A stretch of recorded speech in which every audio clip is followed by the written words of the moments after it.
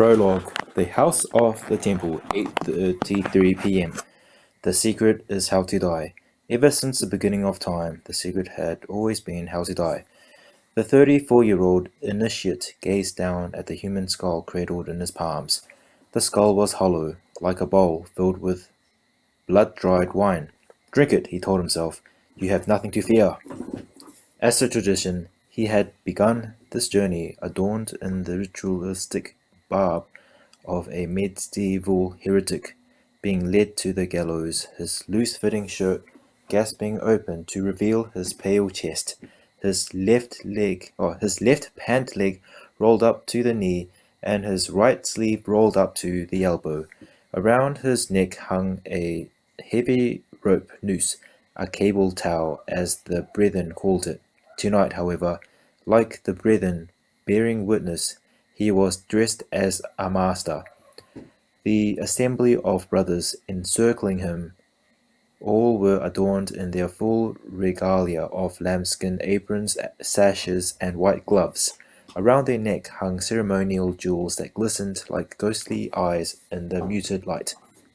Many of these men held powerful stations in life, and yet the initiate knew their worldly ranks meant nothing within these walls. Here all men were equals, sworn brothers, sharing a mystical bond. As he surveyed the daunting assembly, the initiate wondered who on the outside would ever believe that this collection of men would assemble in one place, much less this place. The room looked like a holy sanctuary from the ancient world. In truth, however, was stranger still. I am just blocks away from the White House. This colossal edifice, located at 1733 16th Street, NW in Washington, D.C., was a replica of a pre-Christian temple, the temple of King Mausolus, the original mausoleum, a place to be taken after death. Outside the main entrance, two 16-ton sphinxes guarded the bronze doors. The interior was an ornate labyrinth of ritualistic chambers, halls, sealed vaults, libraries, and even a hollow wall that held the remains of two human bodies. The initiate had been told every room in this building held a secret, and yet he knew no room held deeper secrets than the gigantic chamber in which he was currently kneeling with a skull cradled in his palms. The temple room. This room was a perfect square and cavernous. The ceiling soared an astonishing 100 feet up overhead, supported by monolithic columns of green granite. A tiered gallery of dark Russian walnut seats with hand-tooled pigskin encircled the room. A 33-foot tall throne dominated the western hall, with a concealed pipe organ opposite it. The walls were a kaleidoscope of ancient symbols: Egyptian, Hebraic, astronomical, alchemical, and others yet unknown. Tonight, the temple room was lit by a series of precisely arranged candles. The dim glow was aided only by a pale shift of moonlight that filtered down through the expensive oculus in the ceiling and illuminated the room's most startling figure, an enormous altar hewn from a solid block of polished Belgian black marble situated dead center in the square chamber. The secret is how to die. The initiate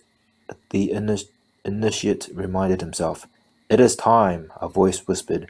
The initiate let his gaze climb the distinguished white-robed figure standing before him, the supreme worship master.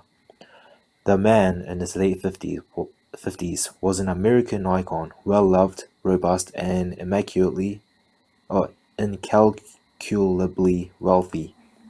His once dark hair was turning silver, and his famous visage reflected a lifeline a lifetime of power and vigorous intellect. Take the oath, the worship master said, his voice soft like falling snow. Complete your journey.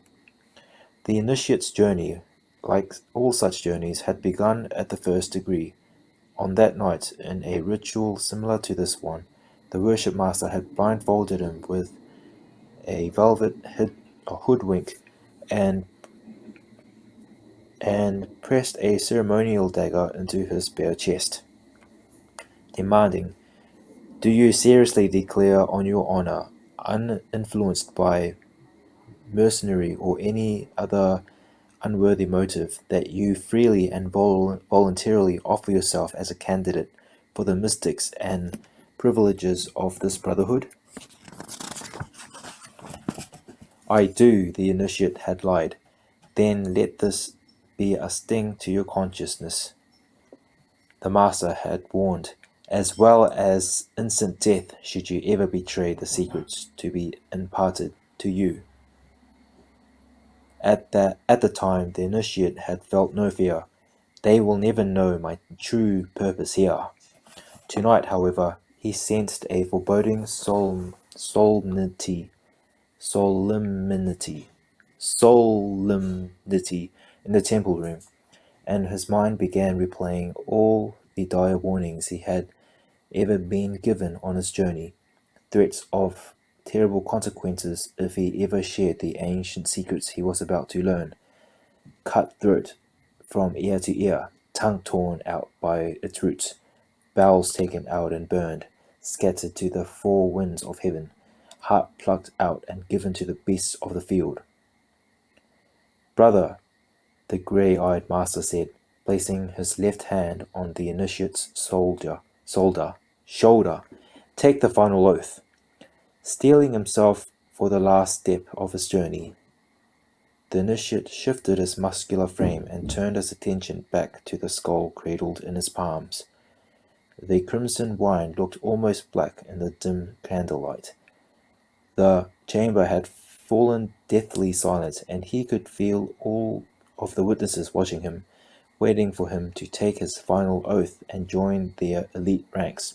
"Tonight," he thought, "something is taking place within these walls that has never occurred in the history of this brotherhood, not once in centuries." He knew it would be the spark, and it would give him unfathomable power.